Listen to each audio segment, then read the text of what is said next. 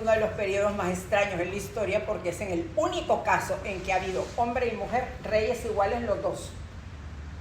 Ella es una reina inglesa y él es un príncipe holandés. Y luego viene la reina Ana, que es hermana de la reina María. Entonces, por eso están todos los escudos. Fíjense que ya el último, el de la reina Ana, ya se parece muchísimo más al escudo inglés actual. Y que curiosamente tiene su leyenda en francés, aunque es el escudo de Inglaterra. Onisua qui mal y pense. Vergüenza al que piense mal. Y dicen que viene de la época de la Orden de la Jarretera, en que el rey tenía, tengo idea, que una querida, y en la fiesta ella le pidió que le pusiera la liga. Levantó el pie, le puso la liga y entonces el rey dijo: qué vergüenza el que piense mal, que aquí hay otra cosa, ¿verdad? Solo le estoy poniendo la liga, pero todavía está. Vaya, antecedentes. Ya, ¿se acuerdan ustedes de que después que mataron a Carlos I, lo decapitaron, después viene Carlos II y después viene Jacobo? Sí. Pero Jacobo se ha casado con una princesa católica y hay miedo de que los hijos vayan a ser católicos y regrese a Inglaterra al catolicismo, que es lo que se ha mantenido desde Enrique VIII. Entonces nace un hijo varón, Jacobo Francisco, heredero al trono, que permitiría el establecimiento de una dinastía católica. Cunde el rumor de un falso parto y presentar al hijo de otra mujer, que no es hijo de la reina, sino que a saber quién es. Aunque María y Ana, hijas del primer matrimonio de Jacobo, han sido criadas protestantes por su tío, el difunto rey Carlos II, que era hijo del decapitado. Las decisiones del rey de suprimir las actas que limitaban el actuar de los católicos y sus nombramientos en puestos importantes. O sea que ya son decisiones que anuncian que puede haber una dinastía católica, al permitir que los católicos ocupen puestos importantes. Y genera temor en los anglicanos influyentes defensores de la iglesia anglicana y de sus gobernantes de la iglesia de Inglaterra. O sea que este es el panorama. Aquí está Jacobo II y María de Módena con su niño disfrazado de niña, como siempre en esa época. Primeras negociaciones. Los miembros del Parlamento y los altos mandos del ejército acuerdan con Guillermo III, príncipe de Orange, una invasión a Inglaterra para destronar al rey Jacobo II. Fíjense, hablar con una dinastía extranjera, pero la ventaja de esa dinastía es que son protestantes. Guillermo es sobrino del rey Jacobo, porque su madre, Isabel Estuardo, era hija de Carlos II, o sea que siempre parientes, y de María Enriqueta de Francia. Guillermo está casado con María, hijo del primer matrimonio del rey Jacobo y Lady Anna Hyde, o sea que ahí hay un gran melange, digamos. Guillermo no acepta reinar, temiendo que su esposa María, como reina de Inglaterra, tenga más poder que él, que solo tiene el título de Statuder de los Países Bajos. Manifiesta una lista de agravios cometidos por los ingleses, o sea que se pone en el plan de billete de a 1000 cuando le piden que se case con la reina. María aseguró no tener interés en el poder político y que luchará para convertir a Guillermo en rey vitalicio. Ahí están los reyes Guillermo y María. Aquí viene la revolución gloriosa. Guillermo aclara que con su invasión solo pretende instalar un parlamento libre y legal, logrando el apoyo del ejército y la marina, disgustados con las políticas católicas del rey Jacobo. O sea que el ejército ya se pone a favor del invasor, con tal de contrarrestar la posibilidad de un rey católico. Jacobo entonces se refugia en Francia, lo que entristece a María, a quien su marido ordena parecer alegre en su entrada triunfal en Londres. Pero el pueblo criticó su indiferencia ante el destierro de su padre. Guillermo existió el título de rey, no consorte, como pidió Felipe II al casarse con María Tudor y terminó con la muerte de María. O sea que no fue el primero. Ya Felipe II exigió el título de rey de Inglaterra cuando se casó con María Tudor. Pero también hay otro caso. Acuérdense que Felipe, el archiduque que se casó con Juana la Loca, que se murió bien ligero, que no pudo reinar, pero que él consideró que también exigió ser rey. Y aunque se murió ligero, lo reconocieron como rey, porque a él lo considera la historia española como Felipe I. La prueba que el hijo de Carlos V, Felipe, fue Felipe II, cuando debió haber sido Felipe I. Entonces vean que los que llegan exigiendo consiguen. Guillermo estableció seguir siendo rey tras la muerte de su esposa, más listo todavía. Prestigiosos estadistas propusieron a María como gobernante única, pero ella rechazó la propuesta. Aquí ven el sometimiento de las mujeres, aunque sean reinas. El Parlamento aprueba la Declaración de Derechos, afirmando que la fuga de Jacobo es una abdicación de facto y desconoce el derecho de su hijo Jacobo Francisco como príncipe de Gales. Se ofrece la corona a Guillermo y María, estableciendo que el poder real será ejercido por Guillermo únicamente en vida de María.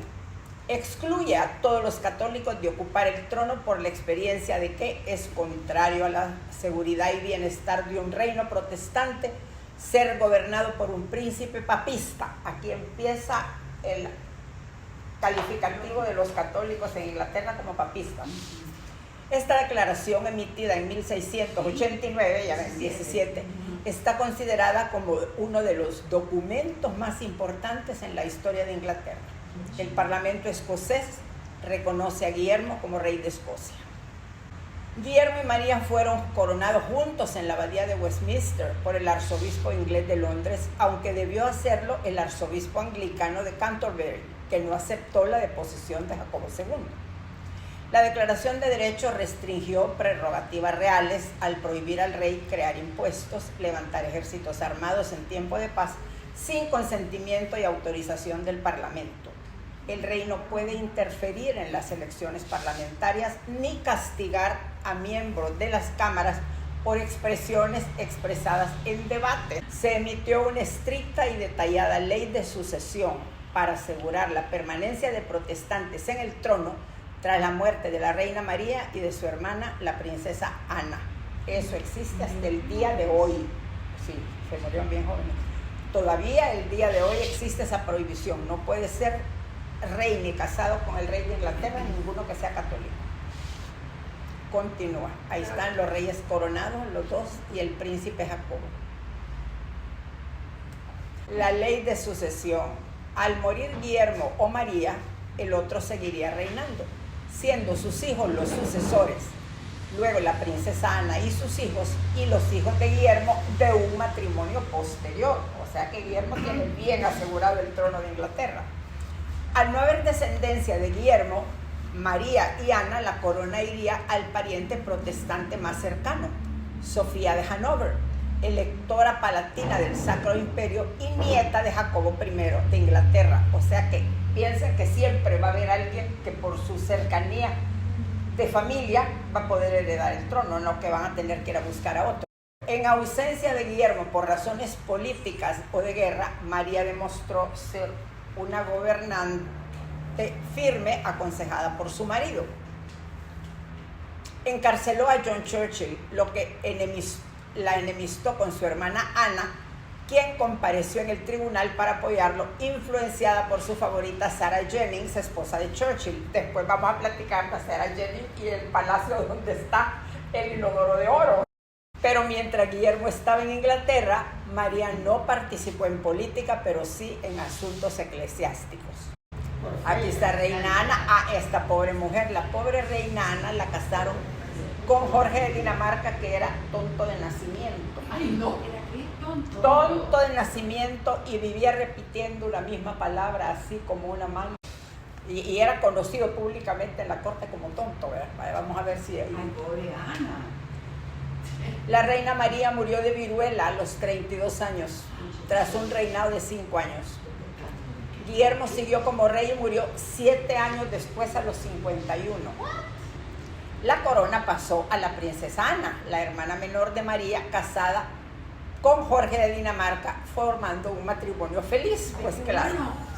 Sus caracteres similares les hicieron preferir la vida hogareña a los lujos de la corte. Dice que eran aburridos los dos hasta que ya no. Ana había vivido unos años en Francia con su abuela Enriqueta María.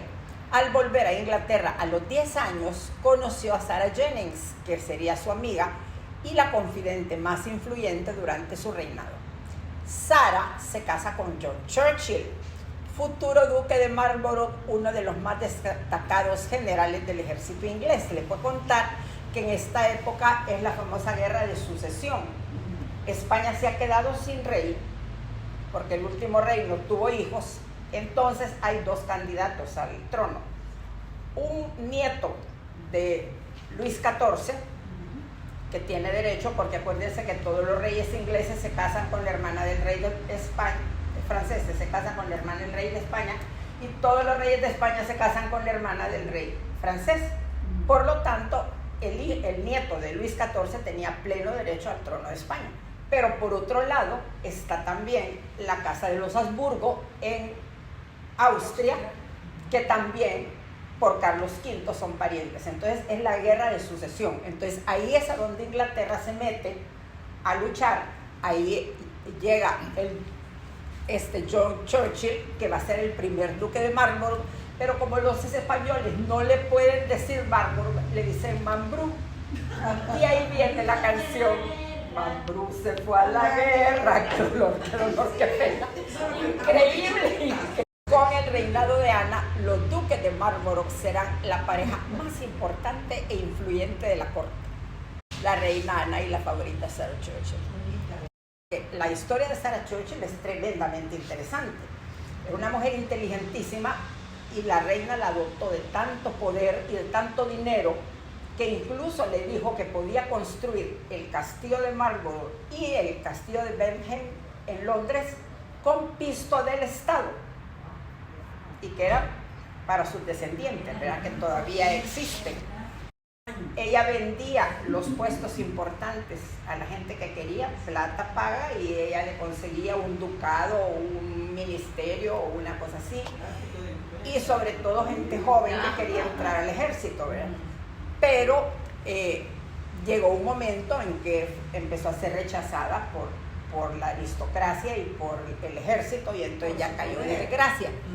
Pero los duques de Marlborough llegaron a una situación tremendamente complicada económicamente y se le estaba cayendo su palacio en Marlborough, hasta que uno de ellos decidió casarse con una hija de Vanderbilt.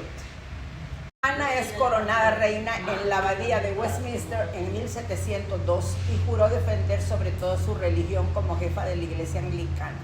Nombró a su esposo Jorge Lord Almirante de la Marina de Guerra, donde tuvo un papel destacado como estratega militar durante el reinado de su esposa. No era tan tonto. Aunque para el rey Carlos II, tío de Ana, Jorge no destacaba en nada. Lo he intentado, esa frase sí es increíble. Lo he intentado cuando estaba ebrio y cuando estaba sobrio, pero no hay nada en él. Ana tuvo 16 embarazos. 19. 19. Solo su hijo Guillermo Enrique llegó a los 11 años muriendo de viruela. Qué tristeza. Se cree que la baja natalidad masculina y alta tasa de mortalidad infantil se debía a que muchos reyes padecían de sífilis. Y la cura de los sífilis era con plomo. Entonces envenenaban ellos y envenenaban a sus pobres esposas. Ahí está John Churchill, duque de Marlborough, y además con el tiempo John Churchill adquirió más títulos. Entonces si ustedes se meten a ver en el Wikipedia, uno de los últimos títulos que obtuvo fue el de Conde de Spencer, título que actualmente existe en el hermano de Diana de Gales. O sea que son directos descendientes de este señor. Los Churchill, ay no, esto era divertido. John Churchill, duque de Marlborough, fue nombrado capitán general del ejército y caballero de la Orden de la Jarretera, existente desde 1348. Ahí está la historia de la liga, por el rey Eduardo III, y que tiene el origen en la siguiente historia. El rey baila con Juana, la bella doncella de Kent, futura esposa de su hijo, el príncipe negro. En un movimiento a ella se le cae la liga y el rey diplomáticamente la recoge y se la pone en su propia pierna. Ante el estupor de los asistentes, el rey exclama: "On ne soit qui mal y pense", que se avergüence quien piensa mal. Esta leyenda en francés existe todavía en el escudo de armas de Inglaterra entre el unicornio y el león.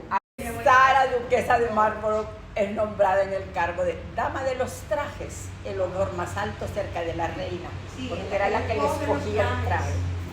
Como su amiga más cercana, Sara fue su consejera más influyente, apreciada por conseguir favores reales y enemiga peligrosa, por supuesto. Sí, mucho poder. El rey Carlos II de España muere sin descendencia, nombrado rey a su primo Felipe, nieto del rey Luis XIV de Francia, siendo otro pretendiente el archiduque Carlos de Habsburgo, primo del difunto rey. Inglaterra apoya al archiduque Carlos por el peligro de la influencia de un rey Borbón en España que sería aliada de Francia. El duque de Marlborough dirige las tropas aliadas de Inglaterra, Austria y Holanda, con gran victoria en la batalla de Blenheim en el Danubio. Por esto es que el palacio en Londres se llama Blenheim.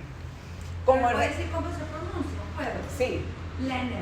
Blenheim, muy bien. Blenheim. Como reconocimiento, recibe de parte de los reyes las tierras del antiguo palacio de Woodstock. Ya vieron de dónde viene el nombre, del rock, donde comienza la construcción del palacio de Blenheim.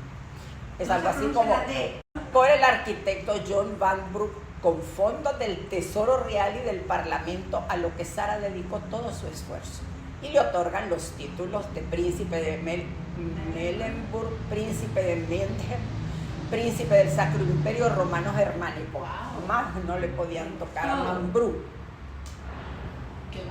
Fachada, ahí tienen la fachada. No me van a decir que es espectacular. Claro que es espectacular, por supuesto. Y es enorme. Es enorme. Dentro es espectacular. Y los jardines igual. Miren. Qué bonito. Miren, y ahí se pueden hacer picnics. Y ahí otro estaba el inodoro. Pero yo no lo vi nunca. En ese palacio.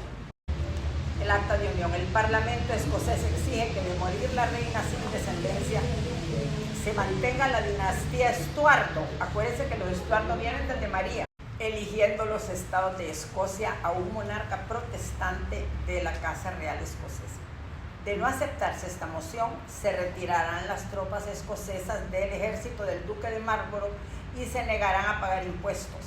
El Parlamento entonces pondrá sanciones económicas y declarará extranjeros a los escoceses, con peligro de perder sus propiedades en Inglaterra o aceptar unirse a Inglaterra como un solo país. Y si ustedes se dan cuenta, de 1700 y pico hasta hoy los escoceses siguen peleando que quieren ser independientes y amerita que sean porque es un país distinto. El Parlamento escocés le pondrá sanciones económicas y declarará extranjeros a los escoceses con peligro de perder sus propiedades en Inglaterra o aceptar unirse a Inglaterra como un solo país. Pese a la oposición abrumadora del pueblo, el Parlamento aprueba en 1707 que Inglaterra y Escocia sean un solo reino, Gran Bretaña. La reina Ana se convirtió en la primer monarca de Gran Bretaña. Qué tremendo obligar a los pueblos a algo que ellos no quieren, ¿verdad? Sí. Ahí está el acta de unión de Escocia. Wow. Bien tremendo, ¿verdad? Y Escocia, miren eso, qué cosa más terrible. Es parte de Gran Bretaña. La reina Ana recibe al gobernador de Escocia y... ¿quién fue Sara Churchill? Aquí vamos al chambre, ¿verdad? Sara, de 13 años, inició su amistad con la princesa Ana, de 8, en 1673, cuando ella y su hermana se unieron al personal de la Casa de York. A los 28 años se casa con John Churchill. Tienen 7 hijos en 40 años de matrimonio. Él morirá de 72 años y Sara de 84.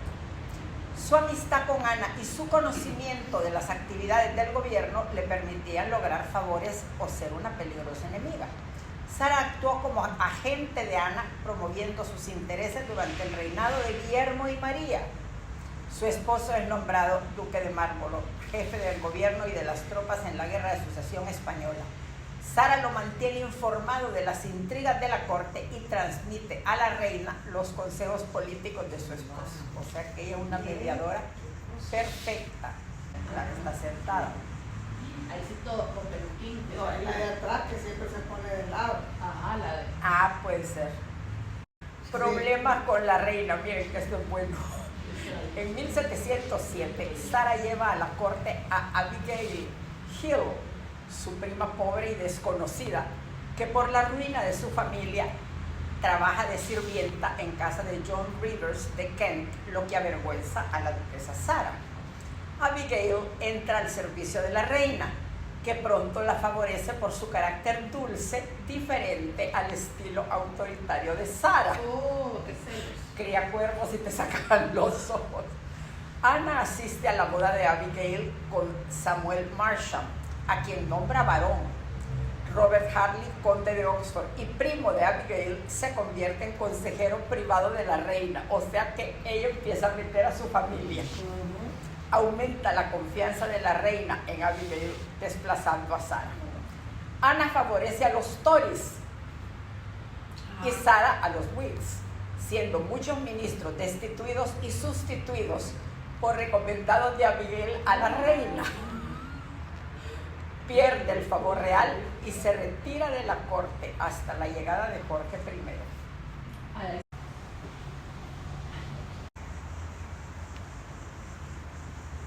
Jorge de Dinamarca murió en 1708 y surgen dificultades en el Parlamento entre los Whigs y los Tories para obtener puestos en el gobierno. La influencia del duque de Marlborough y su esposa favorecerán al partido de su conveniencia, contando con el apoyo de la reina.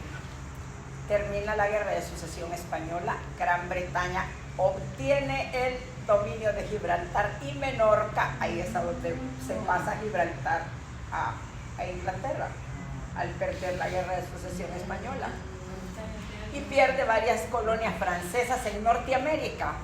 La reina recibe algunos jefes iroqueses y mohawks. Ana murió de gota, erisipela y un derrame cerebral. Dios mío, tenía que morirse de 3 cosas. En 1714. Su cuerpo estaba tan inflamado que necesitó un ataúd del doble del tamaño normal. ¿Qué es erisipela, por favor? ¿Qué es eso? Erisipela es una enfermedad que te da una inflamación tremenda. Ahora, fíjense que la reina Ana dejó algo, el estilo Queen Anne. ¿Se acuerdan que hay un montón de casas y todo en el estilo Queen Anne? Sillas con patas retorcidas y con punta de pezuña de animal, así como edificios de ladrillo visto, es decir, así como esto, un montón de edificios en Inglaterra son de este tiempo. La reina Ana y su hijo Guillermo Enrique, pero se murió de 11 años.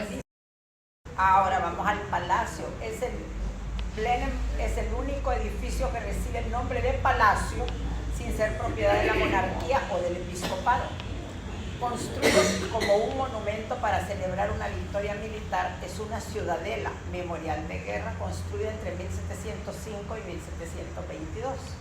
El duque aportó 60.000 libras, la reina y el parlamento el resto de las 300.000 invertidas cuando los duques perdieron el favor real. Tiene un arco de triunfo, una inmensa puerta da acceso a una ciudad amurallada. Consta de 3 bloques, central para vivienda, un ala para cocina, lavandería y almacenes y la otra para establos. Hay monumentales estatuas en los tejados y en la gran sala de frescos está la columna de la Victoria que mide 41 metros. ¿Se dan cuenta? En medio de una sala. La decoración del palacio. Ay, a mí esas cosas me interesan tanto como la historia. Las habitaciones son magníficas y suntuosas, pero poco confortables, y las ventanas diseñadas para decorar la fachada.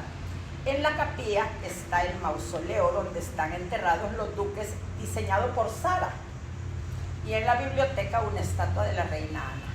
Los árboles en los enormes jardines mantienen la formación de batalla de los soldados del duque. Un busto de Luis XIV de Francia parece forzado a mirar el esplendor del premio otorgado a la victoria de su conquistador. El arquitecto Van Broek se inspiró en Bernini y Le Beau. ¿Se acuerdan que Le Beau es el que construye Versalles y el otro palacio? Aunque abandonó la obra por serias dificultades por Sarah Churchill, especialmente en temas monetarios. Este lugar es el nacimiento de Sir Winston Churchill, aunque no ostentó el título de duque de Marlborough. El título lo ostentó el hermano mayor Randolph, que se casó con la famosa Jenny, mujer extraordinaria e increíble, porque en el caso de Churchill, que ahí hay una cosa que me parece bien raro, en la dinastía de los Churchill o de los Marlborough, el último duque aparece muerto en 1900, bien a principios del siglo, y tiene que haber un duque actual, pero ya no aparece en la lista.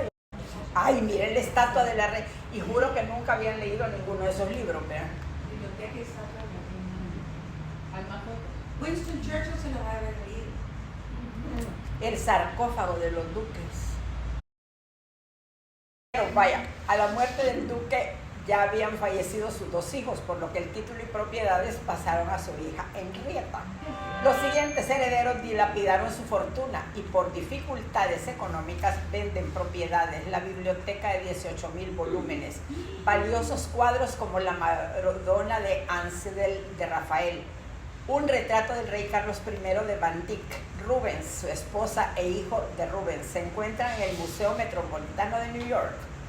El noveno duque se casó con Consuelo Vanderbilt, que realizó las obras de restauración del Palacio y Jardines, donde incorporó una fuente copiada de la que adorna la Plaza Navona en Roma. ¿Qué tal? Faithful but unfortunate, fiel pero desafortunado. Fue el lema de uno de los duques de Marlborough. Lady Anne Churchill se casó con Lord Charles Spencer, ya vieron, ahí va, de quienes descienden miembros de la familia real inglesa. Lady Di. Pero esta Sarah Churchill no es Sarah Churchill aquella, esta es una periodista que era, creo que, sobrina de Churchill, o hija de él, no me acuerdo.